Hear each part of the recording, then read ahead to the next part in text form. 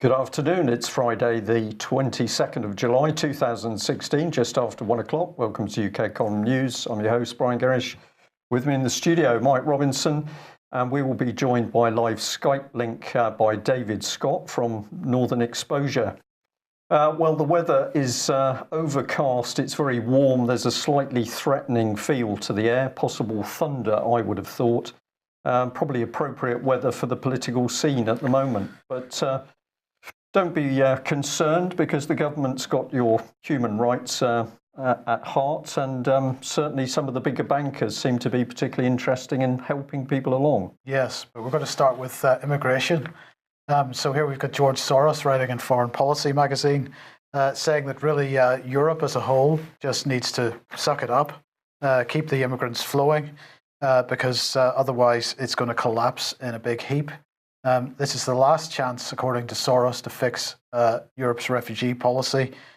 He's saying the refugee crisis was already leading to the slow disintegration of the European Union. Then on June 23rd, it contributed to an even greater calamity, Brexit. So Brexit is absolutely caused by immigration and nothing else. We don't worry about sovereignty or any of the other issues. It's just about immigration. Both of these crises, he said, have reinforced xenophobic nationalist movements across the continent. So it's racism, xenophobia. Absolutely, and so unless we keep bringing them in, keep destroying their own countries so they're forced into Europe, unless we do that, Europe is going to collapse. And men like Sir Peter Sutherland, of course, encouraging that along as part of UN-type policy. Indeed. Yeah. And of course, as you said, right at the heart of UN-type policy is human rights. And here is the Human Rights and Democracy Report. Now, this was published in 2015, and we did cover it at the time. And just to remind everybody, Philip Hammond, who was the Foreign Secretary at the time, said, on Human Rights Day last year, I explained that the Foreign and Commonwealth Office had mainstreamed human rights, making it a core part of everyday work of all British diplomats. As Baroness Analey sets out in the foreword, good governance, the rule of law, and respect for human rights are not just goods in their own right. They are also the fundamental building blocks of economic development, and thus a more stable, peaceful, and prosperous world. Yeah. So human rights are goods. Brian? Well, I'm feeling reassured by that statement. Good. Okay, well, that's good. Well, here is the update. This is the Human Rights and Democracy Report. And let's look at some of the countries that we are putting human rights and democracy into. Afghanistan, Bahrain, People's Republic of Bangladesh, Burma, it goes on, Colombia, Congo, Egypt, Eritrea, Iran, Iraq, Israel and the occupied territories, Libya, Russia, of course, Saudi Arabia, Somalia, it keeps going, Turkmenistan, Uzbekistan, Venezuela, Zimbabwe. This is really encouraging, Mike, that we're helping these other countries to have proper democracies and look after people. Absolutely, absolutely. So each of these countries has had their section in the report updated yesterday. So let's have a look at a quote from Baroness Analey, from the Saudi Arabian report. And I just thought this was quite interesting, because she said, we're very concerned, this is regarding Saudi Arabia, we're very concerned by the use of terrorism legislation to quell political dissent in the country.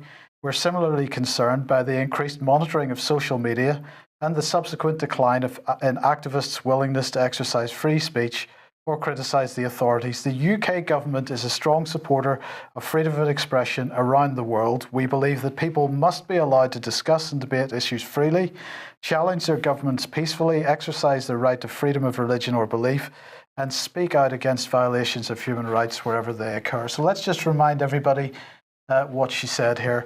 So what she said was, we're very concerned by the use of terrorism legislation to quell political dissent in the country. So here we have Cameron just a couple of months ago stepping up curbs on what they're calling extremists with a new bill in the Queen's speech that aims to ban organisations and gag individuals. And of course, in parallel with that, we've got the Prevent strategy. And we know very well that although this is being aimed ostensibly, at least, at Islamic extremism, it's not by no means limited to Islamic extremism. They are targeting anybody who criticises the government, in any way. Including young children, of course. Yes, and in fact, and I'm sorry to put Harriet Harman on the screen, but in fact, Harriet Harman is the chair of the Joint Select Committee, and they've just produced a report today making this point exactly, that the government is not just targeting Islamic extremism. In fact, they don't have a clear definition of what extremism is. And of course, although she's not saying this, that is absolutely intentional. They intend to keep this definition of extremism as undefined as possible. So let's just run through a couple of things that she said in this report. The government should reconsider its counter-extremism strategy, use the existing extensive legal framework for dealing with people who promote violence, and introduce new legislation only if it can demonstrate a significant gap. So on the face of it, this seems like a bit of common sense from Harriet Harman, because she's saying that there's already legislation in place. But she then goes on to say, or to ask, would applying counter-extremism measures to specifically Islamic religious conservatism in the cause of tackling violence be acceptable discrimination, or would it give rise to justified grievance? The most precious asset in the fight against terrorism is the relationship between the authorities and the Muslim communities of the country. We must guard against any undermining of the relationship. She goes on to say, we are concerned that the government should not use ill-defined civil orders, breach of which is a criminal offence, as a means to avoid having to make a criminal case to the requisite standard of proof. The government has drawn attention to the precedent of other civil orders, but here the prohibited behaviour, extremism, is not properly legally defined and is not clear-cut criminal offence in its own right. And so then she ends up by saying the difficulty around these issues should lead the government to tread with great care for fear of making the situation worse, not better. And I think that's absolutely what they intend to do, make the situation worse by simply not defining extremism, because that lets them target a broad brush of organisations and critics rather than just what is perceived as being Islamic extremism. That's absolutely true. We'll just add the other little pointer, of course, is that Harriet Harman either deliberately or inadvertently was giving assistance to to PI, the paedophile information exchange. So we couldn't quite sort that little organisation out. But if you criticise the government, you're on the potential terrorist list. Right. And remember what they said, what Baroness Analey said. If we'll put this one up, Theo, please. This is the secret GCHQ spying program. Baroness Analey said, this is about Saudi Arabia, remember, we're similarly concerned by the increased monitoring of social media and the subsequent decline in activists' willingness to exercise free speech or criticise the authorities. And here, as I say, we have multiple reports that shows International Business Times in this case.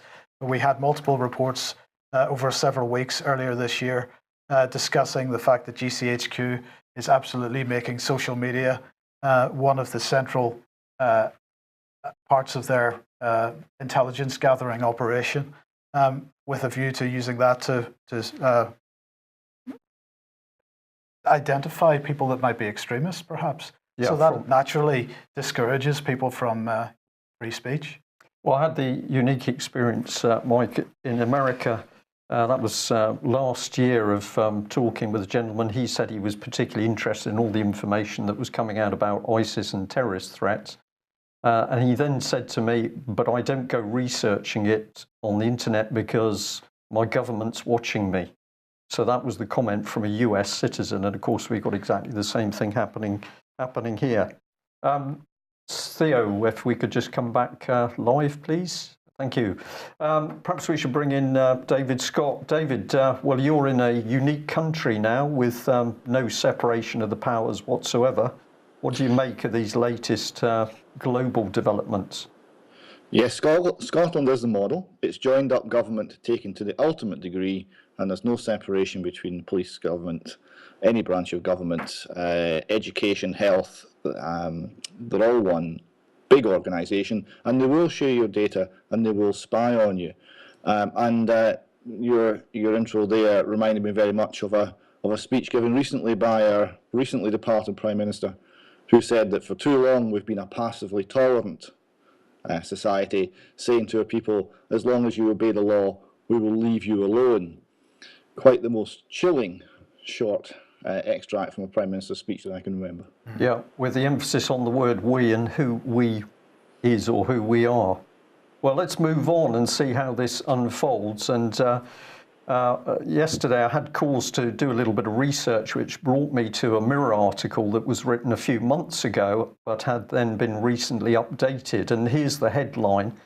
So we've got fears ISIS want to carry out door-to-door massacre in UK countryside, sparking new rural anti-terror plan. And let's have a look at how this was portrayed with some very emotive images. So we've got rural tranquility and peace with that screaming headline. And then we put a picture of the bad guys. I thought that was Tintagel Castle in the background of the ISIS men, and then I realised that that couldn't possibly be true. So we got fears ISIS want to carry out door-to-door massacre in rural areas targeting holiday facilities. And what has been the response of this sort of hype about the so-called terrorist threat? Well, we understand that there's to be a 143 million intelligence gathering base, which is located in the southwest region. I'm deliberately using that phrase because we've got it integrated with Devon, Cornwall, Somerset and part of Gloucestershire. Now, where did this story come from? Where did the information come from that ISIS was about to attack Cornish and Devon holiday villages? Well, we bring in this man. He is part of the European Strategic Intelligence and Security Centre. His name's Claude Moniquet. And he had this to say, really, that they favour off-the-radar attacks in areas where police forces are equipped with fewer resources. The jihadis want to target people in their houses, somewhere people think of being safe. So this is fear rhetoric, fear, fear, fear. The great fear, and it's something that's been taken increasingly serious, is that terrorists want to hit a remote country town or village and go from house to house shooting people. So this man clearly has got some very accurate information. What we've drawn from that message is that IS wants to kill people in their homes. So who is Claude? Well, he set up his own little intelligence organisation. You can go and have a look at it. His ESISC, and you can have a look at his CV, which is pretty short. We'll blow it up a bit on screen. And what we discover is that he's a journalist. He's a journalist. He claims that he specialises in intelligence matters. Our own intelligence analyst says, quote, that really he's a two-bit media advisor, manipulating and the media, overselling his own expertise. And he set up a little organisation which he's now claiming is on a par with the formal French MI6, or the equivalent of MI6 DGSE. So this is a media man who briefs the media. Has he got any real intelligence? It doesn't appear so. Has he got any real qualifications to push this and sort out what the British should be doing? None at all. So we are all going to be murdered in our beds by ISIS. A French journalist says that we should do something about it. I think we can now show people what's going to happen. Yes, so video one, Theo, please.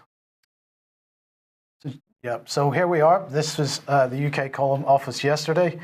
And oh, look, there's two nice police gentlemen. Now, in fairness to them, they did come about 30 seconds before this happened to warn us that there would be some kind of operation going on. So there they are. They don't seem to have any identifying features other than the word police on their backs. Jeans and T-shirts. Jeans and T-shirts. Advertising a variety of products. So let's look out the front. Oh, look, there's lots of them. All of these men are armed with automatic weapons. And so this was after after whatever they did in the building across the street. And there we go. Automatic weapons being loaded back into their trucks, into their cars, sorry. And really, what can we say about that, Brian? This was pretty spectacular. They're running armed exercises in a disused building across the street from the UK Column office. Amongst the general public. Well, what was really fascinating was that they were still standing around in the street with their weapons as all the children who come for the local dance class next door to us were arriving. Yeah. They didn't seem terribly concerned about it. And actually, they didn't seem, when you spoke to them, they didn't seem to really understand the point that was being made. Well, the key point that those policemen didn't understand is when I said to them, "You're unidentified," and they said, no, because we've got police vests on saying police. And I said, "But you're in plain clothes and you have no identifying name. You certainly have no identifying number. So therefore you're secret." And he said, "Well, we're not secret. We're Devon and Cornwall Police." And I said, "But you're secret because I have no idea who you are." And then I stated, because I think it's very relevant, that 20 years ago I was one of many service people who thought they were defending Britain against the Eastern Bloc, where we saw armed police lifting people in the middle of the night, torture, intimidation, and this sort of threat to the state on the streets. And clearly this man couldn't grasp the fact that he's there in more or less jeans, flip-flops and a T-shirt with an automatic weapon on Britain Street. And who's he protecting? Because I didn't get a comfortable feeling by these men. And all they kept saying to us, well, of course, the terrorist threat, the terrorist threat. So heavily reframed individuals. And let's emphasize that point by just bringing in a story from America where we have yet another. Well, just before you do that, I just want to mention the building that they were using is owned by the City University of Plymouth. Now, I spoke to them yesterday afternoon and asked them how much they were renting this building to the police for, and they said, well, in fact, we lend it to them for nothing, for community engagement purposes. Yes. Well, they were certainly engaging the community. Yes. But what an extraordinary sight that you're on an industrial centre in Plymouth, and all of a sudden, out of plain cars, civilian cars, armed men get out with bootloads of equipment. Now, presumably they're armed with blanks, but who knows what they actually had in the cars. If there was an incident, presumably they've got live ammunition as well. And they're calmly walking around a public area without any proper advance notice. Well, the other thing that the university media team said was that the police had promised that if they broke any windows that they would fix them. Well, that's pretty good. But if we come back to the analysis, where has this come from? It's come from a so-called ISIS threat. It would appear from a French journalist. Now, take this incident. This is yet another one in America, where we have the man in the yellow who's lying on the ground with his arms up is effectively a carer for mentally disabled people. So the gentleman sitting down has some mental problems. The carer had told him to get on the ground because the police were there. He then lay on the ground and he said, "I put my hands up in the air to make sure they knew I wasn't doing anything funny." The policeman then fired shots at him, luckily only hit the man on the ground in the leg. That's the man with the yellow top. And he says to the policeman, "Sir, why did you shoot me?" To which the policeman replies, "I don't know." And we're saying, but don't worry because everything is okay. Now, what we're getting at here is these policemen in America are obviously so heavily reframed, they don't know why they're shooting people. But what do the police then do? If you follow this story through, they then claim that really they thought that the mentally disabled man was the problem and that he was going to shoot his carer. So they were trying to shoot him, but they missed. So we now have American police who are so well trained, they don't know why they're shooting, but when they do shoot, they miss and hit somebody in the leg by accident. So when you raise concerns with a British police officer yesterday and he doesn't understand what you're talking about, this really sums it up. They've been reframed, Yes. and this is the most frightening thing. We are dealing with armed British police who seem to think that the wider public are the terrorists, and can these men really distinguish between innocent civilians and terrorists? I very much doubt it. There used to be a joke that one of the most dangerous things in the world was a sailor with a weapon, with a rifle or a machine gun. But I quite honestly look at the standard of some of Britain's armed police at the moment, and I see some frightening individuals. David, we'll give you an opportunity to comment because you haven't seen that clip before. It was quite an interesting day in the UK column. It certainly seems to have been. And how, tell me, Brian, how pleased were the police to find out that they had been exercising right outside your front door? Was that a surprise to them? Well, they didn't actually realise that. One of the things that happened early on is when we took some photographs, as we were perfectly entitled to do, a particularly aggressive individual shouted out, "No photographs, no photographs." He didn't give any explanation as to why that should be, but it was quite threatening, quite intimidating. I don't think they had a clue that they decided to have an armed response exercise out of one of Plymouth's leading media outfits. Yeah, I suspect not. Of course, no photographs will be part of the agenda, that they will be reframed to think that everyone's a threat. Anyone photographing them, well, you could be a terrorist, Brian, and you could be planning something evil and nefarious in your terrorist hideaway. It's the same reason that in Scotland, if you're stopped by a policeman, he will give you his number, he will not give you his name. And when I asked, last time I was pulled over by a traffic cop for driving my own car in a perfectly reasonable way, but late at night, so that was suspicious, I asked him what his name was and he wouldn't tell me. Yeah. And when I asked why he wouldn't tell me, it was in case I tracked him down in his home and did something evil to him. So that's the level of fear that's been programmed into our police force. These are people who should be part of the community and respected and protected by that community, and they've been told that they're the target. They've been told it's us and them, something you see very much more strongly in America, but sadly it's coming here too. Right, and I would just add to that, David, that several years ago a lady contacted me and said that her police husband had changed, his personality had changed after a diversity course with the police. And she said he used to sit in front of the TV screaming at the TV, "You see those people, that is what we have to deal with. Those are the people we have to deal with."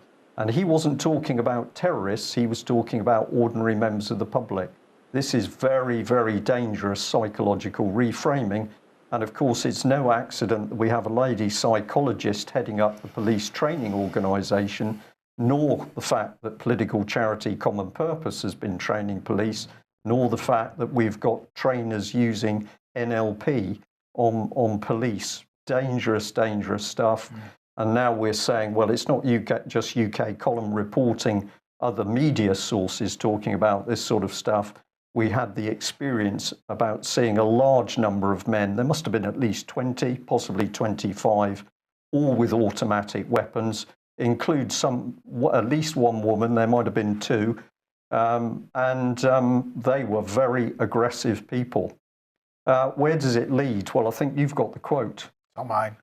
Well, it's David's quote, but if we pop it up on screen, we'll bring this in. So terrorism, as defined by the Oxford English Dictionary, is defined as government by intimidation. And somebody put the edited bit on it, the awkward moment you realise your government is a terrorist organisation. And of course, this is exactly what we're now seeing. It is our own government that is the threat, whilst we're being lured to believe that it's immigration, it's the Muslim community, it's IS, it's Al-Qaeda, it's ISIS, it's Daesh, or any other name they cook up from the day to day. Outrageous. Sorry, Theo, that's it. It's one of the examples of Twitter really coming to the fore and allowing people to put out powerful ideas. Government by intimidation, and I'd like people just to remember that as we look through other aspects of the news today. Government by intimidation is what we're seeing. The named person scheme is government by intimidation. You speak to parents in Scotland, I want to assure you they are intimidated. The Docherty case is government by intimidation. We see it more and more and more. And of course, armed police were used to take away the Docherty children. Yes. Sorry, Mike. Go ahead. Go ahead. Right. Well, we know what this sort of government wants to do, and that is to make sure it shuts down all criticism or investigative journalism. Very interesting to see that it's bye-bye to Exaro, and reported here in the Daily Mail.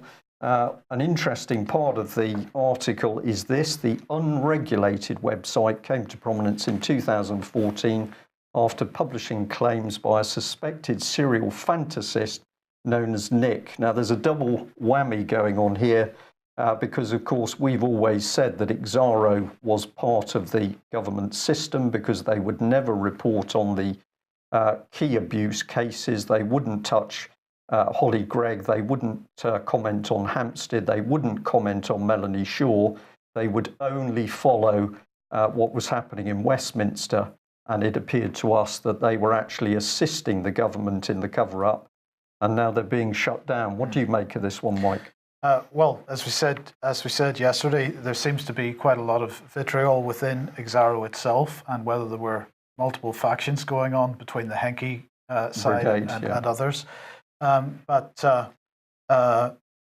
It did always fascinate us that they focused on certain cases like Nick.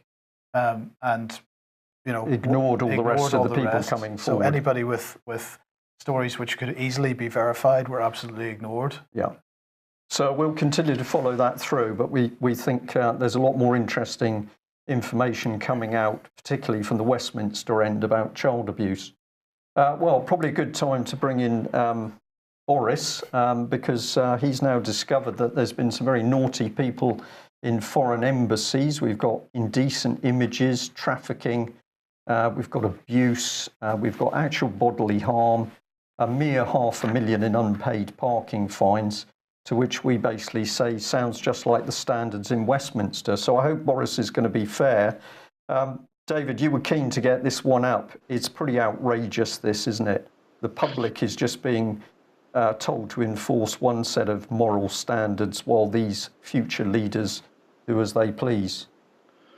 Yes, I couldn't give two hoots about the parking tickets, but if we've got people in embassies representing this country around the world who are engaged in indecent images of children trafficking, sexual abuse, and using UK diplomatic immunity to escape justice, I would like to see my government step in and stop that and see some of these people, all of these people, tried in a public court to meet their accusers and hear the evidence, and if they're guilty, to go to jail, diplomatic immunity or no diplomatic immunity, because it does not give you the immunity to rape and engage in abuse of children. Of course not, but what's happening north of the border, and you are the main man in exposing this at the moment, we've got this remarkable situation with the Scottish Child Abuse Inquiry. Let's have a look at this headline here from the Herald Scotland. We've said inquiry with no chairman, no problem, because that's the reality. The chairman has stepped down. We've got a leading member of the panel stepped down. Why? Because the government is interfering. What do? Carry on regardless and continue to claim that the inquiry is independent.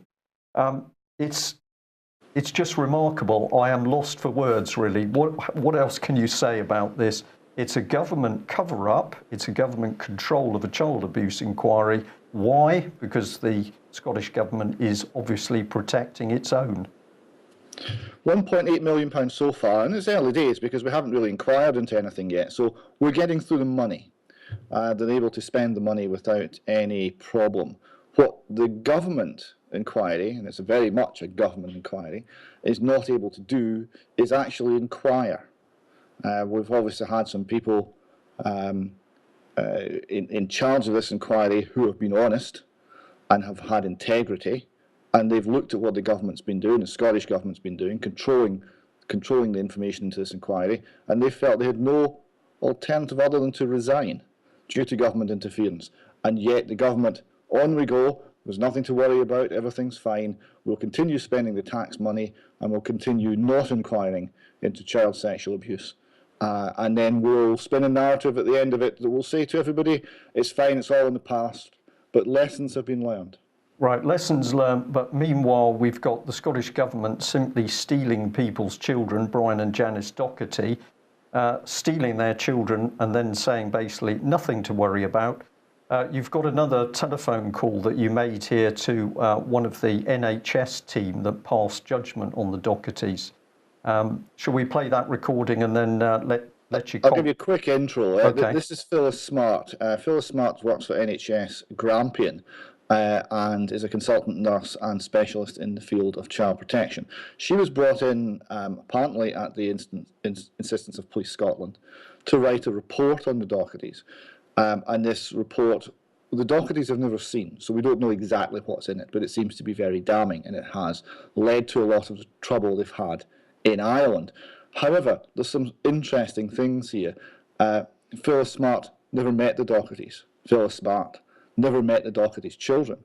And Phyllis Smart apparently has accused Brian Docherty's father of being a paedophile and being allowed access to the Docherty children. This is particularly surprising, as at the time this accusation was made, Brian Docherty's father was more than 4 years in his cold, wet grave and could be abusing nobody.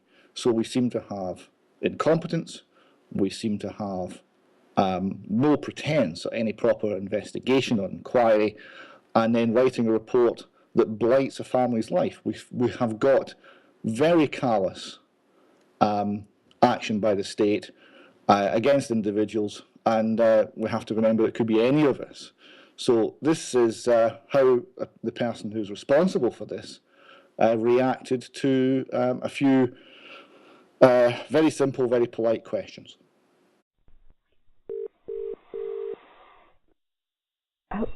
Sorry, hello, Phyllis Smart speaking. Good morning, Phyllis. My name's David Scott. I'm a journalist. I've been looking at the Docherty, Brian and Janice Docherty case. I wonder if you could help me with a few questions, please. Sorry? Say that again? You're a journalist?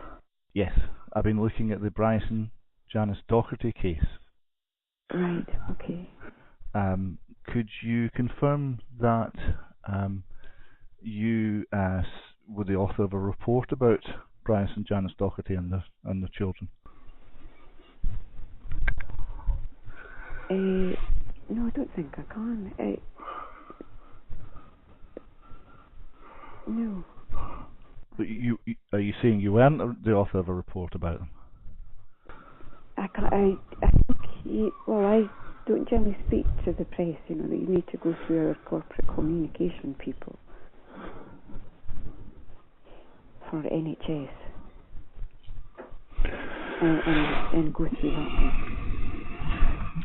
What the Dochertys are telling me is that you authored a report about them and their children, but you'd never actually met them. Could you comment on that? Yeah, I think you need to go through our corporate comms. I'm sorry, I can't comment on any work that's related to NHS Grampian. You need to go through our corporate comms. Can you tell me, was it Police Scotland that asked for this report? I can't comment, I'm sorry. And I'm going to have to put the phone down now. Okay, thank you, goodbye. Bye. So we have the lady there responsible for so much pain and suffering on the part of two of her fellow Scots, completely unwilling to provide any information, to back her decision, to justify her decision, to engage with the public in any way, shape or form. We don't answer questions in the New Scotland, we simply defer questions to somebody else. We'll come back in 20 days and we'll not tell you the answer then either. Well, David, that sums it up completely. What a remarkable lady. Sounded like Dr. Finley's wife to me, for those of a mature age. But running very scared, runs back into the system to hide. But this letter that you sent through to me recently, now people are not going to be able to read it while we're reporting on it, but of course you can always freeze the screen. We'll just bring it up on screen and then I'll get you to comment. But what this shows is what we've given as the headline: we've stolen your children, but we are not responsible. This is the most incredible letter to do with child protection matters I think I've ever seen. And the implications are truly astounding, because they are saying, the Scottish Government is saying, we can simply come along and take your children, and if you want to complain, we understand that, go to the complaint system, but we don't care and we are above the law. Have I got that right? That's pretty much it. We don't engage in interfere in individual cases is the excuse, or one of the excuses. The other one is data protection. We must protect the data.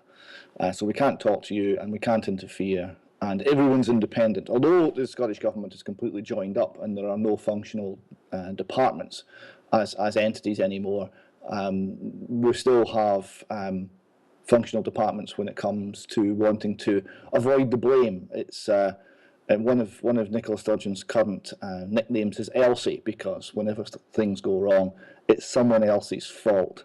So she's saying, well, you have to go to Police Scotland, you have to go through the normal complaints procedures, which are, of course, hugely skewed against the individual and in favour of the establishment. And we're talking extreme situations. We're talking people whose lives are at risk, people whose children have been seized in a foreign country, and the government, which claims repeatedly ad nauseam to represent the Scottish people as a single Borg-like entity, says, I'm very sorry, you're an individual, we can't help, go away. Yeah. Now let's reinforce that. You found this excellent cartoon from Alistair McConaughey, who I think I might know if it's the same gentleman. Well done, Alistair, because this is truly wonderful. So let's have a look. He's got Nicola Sturgeon, and she's saying, as First Minister, I have no legal authority to speak, act or legislate on reserved matters related to the Constitution, such as the British Union, or foreign affairs, such as membership of the EU. And however, that won't stop me, because I know I can rely on the sycophantic media in Scotland to cover up this legal fact for me, and I know the opposition is too confused to point it out. And the meat of this is the Scotland Act 1998, which actually says that the First Minister is not able to do that. Yes, when it comes to reading the acts that they are bound by, these seem to be optional extras with the Scottish Government at the moment. It's a rare day where somebody in the Scottish Parliament stands up and actually reads the Act and forces, or tries to force, the government to engage with what the actual words really mean.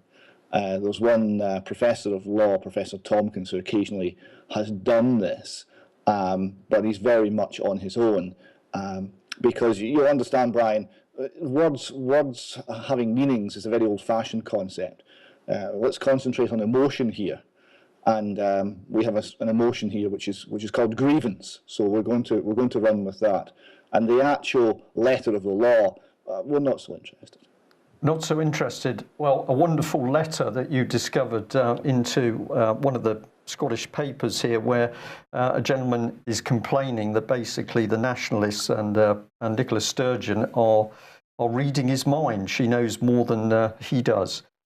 You able to take us through a little bit of this one? Well, yes, he points out that she is saying how he voted and why he voted, and the fact that he voted when he voted a particular way in one of the referendums, it was a vote against Trident, and he actually didn't remember voting against Trident. In fact, thinks that it's helped keep the peace, and that weapons that we don't use are in fact the best sort of weapons to have, because we don't want to be killing people, and we don't want our people to be killed. So he's pointing out that all of these things that Nicola stands up and says the Scottish people as a single collective entity think, he doesn't think, and he would rather that she recognises this. Right. Well, we just bring this this slide up on screen. This is just part of the vote in Scotland on Trident. So 43% voted on keeping it. And this is illustrating the point that what's coming out of the SNP doesn't reflect what people are actually saying. And of all but one of the Scottish MPs voted to not to replace Trident. So this is no relationship at all to the views of the people of Scotland, and you wouldn't know that from the rhetoric that's coming forward. I'll stay silent. Yes. Okay, moving on to financial stuff then. Philip Hammond, of course, he is our new Chancellor of the Exchequer. He is in Scotland, I believe, and speaking to sorry, I'm talking rubbish. He's in China. Is there any similar sort of countries? Yes, I wouldn't worry. He's in China, and he.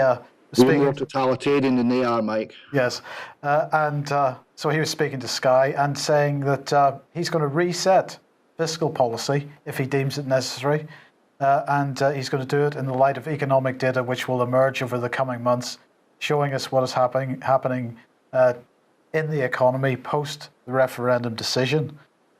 So I wonder what that could be, David. Well, we've got lots of links with China now in Scotland, and post Brexit now that would mean normally we would have free trade. I'm not sure. What has he got in mind? You see, some of the people who know what's in our future might surprise you. We're coming up to that. It seems to be the banks who have the firmest view as to the future path of our economy. Yes, indeed. But it's interesting that he's suggesting that he's going to make this decision to reset our fiscal policy based on what happens following Brexit, in light of the IMF's latest admission in this article that Britain's economy is growing despite Brexit doom. We were told, I'm sure you recall, Mike, that before we voted for Brexit, that we were all wrong to think that it was a wise thing to do because the IMF said so. The IMF, with its wonderful record of economic prediction and forecasting, which would involve never having anything right, as far as I can recall, since the organisation was founded, certainly since we came off the last remnants of the gold standard in '71. But how much of this growth, David, is genuine growth, and how much of it is just a reflection of a devaluation of sterling? I don't think that's hit yet. I think what we're seeing is sluggish growth, and what we're about to see is a major economic downturn, which will be worldwide, because the problems which caused the difficulties in 2006, 7 and 8 have not been solved. They've simply been pushed along, kicked down the road, and made worse by lots of money printing, and none of the structural problems in the economy have been solved. So we are, as an entire economy, as an entire world economy, we're in very, very dangerous waters. Right, well, I thought I would include this one, especially for you, because this is the NatWest. I'm sure a lot of people have received these by now, but I just wanted to highlight this nonetheless, because we've been talking about negative interest rates for quite some time. So what is NatWest telling people? Well, they're telling people, charging you interest on credit balances. Global interest rates remain at very low levels, and in some markets are currently negative. Dependent on future market conditions, this could result in us charging interest on credit balances. We will provide you with the appropriate notice before doing so, should the situation ever arise. So here is the warning, if you haven't received it yet, that if you have money in the bank, that the banks will soon be charging you interest on keeping that money in your account. So what do you make of that then? Isn't that interesting? Now, how will that work? I put £100 in, and a year I get less out. If I put it under the mattress, I still have £100. So how are they going to stop me putting it under the mattress? What's the mechanism? And the more negative interest rates become, the more that mechanism is going to have to be beefed up. Well, I'll tell you what the mechanism is. The mechanism is that they don't have the cash to give you if you want to withdraw it. So they're going to put more and more draconian situations in place to prevent you removing it. Already, if you go and ask to take your money out of the bank, They're asking what you want to use it for and a whole host of other questions. So whether it's money laundering or some other excuse, they will prevent you taking it out. That must be, or we have to have digital currency. Or, in fact, some people have even suggested that the pound notes are going to be time limited, and every now and again they're going to be reduced to their intrinsic value, which is, of course, nothing. Can I just say, somewhat cynically, well, the cashless society, David, of course, allows the banks to put the ones and noughts into the computer in the first place. You can then earn those ones and noughts, and then you can put those ones and noughts back through into the bank's computer, and then they can subtract from those digital figures as much as they want when they want, and you can't do anything about it anyway because you haven't actually got any money in your hand. Correct. So cashless society seems to put the banks in control. I think that's about right. The banks and the regulatory governments, because if you are maybe running a television news show which is talking about unpleasant facts and filming police exercising outside your property, even when told by a grumpy policeman not to do so, you could find that your account is suddenly turned off. I'm sure they'd never do that, would they? We'll move on. We'll move on. What's next? Scotland expected to vote for independence and introduce its own currency. Are we going to get a currency in Scotland? A euro, perhaps? Well, this is JP Morgan, and JP Morgan seem to know even more than the Scottish National Party. JP Morgan even know the date. This article says that we're leaving the EU in 2019. How do they know that, Mike? Perhaps because it was their decision. Well, it's a very interesting date because 2019, so that's 2 or 3 years hence. The chances of the current world economy not having an enormous crisis between now and then are actually quite slim. So we're going to have to go through a crisis and still have a Brexit. So there'll be plenty of excuse not to have a Brexit. In fact, there's a distinct possibility we'll be having an entirely new currency system worldwide before then. Remember the Economist cover page with the phoenix rising from a pile of burning dollar bills with a $10 gold piece around its neck and the date 2018. That was quite an interesting magazine cover. Yes. So perhaps before we get to Brexit, we'll have a new world currency. Well, can I just say that if we put this currency on screen, because the Bank of Scotland here clearly predicting that you're going to be in charge, because that looks very much like you without a beard in the future. No, that's a comedian called Kevin Bridges. And he suggested in the immediate aftermath, I mean immediate, sort of like the night we voted in the 2014 independence referendum, he suggested that if we go independent, we should have our own currency, and we should call it the smackaroony, because with the smackaroony you can have a recession but never a depression, because it sounds quite jolly to be down to your last 5 smackaroonies. Right. Good. Okay, well, we'll just emphasise the point without dwelling too long that we got a report from the Telegraph here that Nicola Sturgeon will discuss using the euro, but we say, no, it's the euro, maybe, maybe not. Yeah. So I think we've covered that one. And you produce this, you can have your smackaroony. This one here, this is doom and gloom that independence would bring 5 years of cuts. I don't know where that comes from.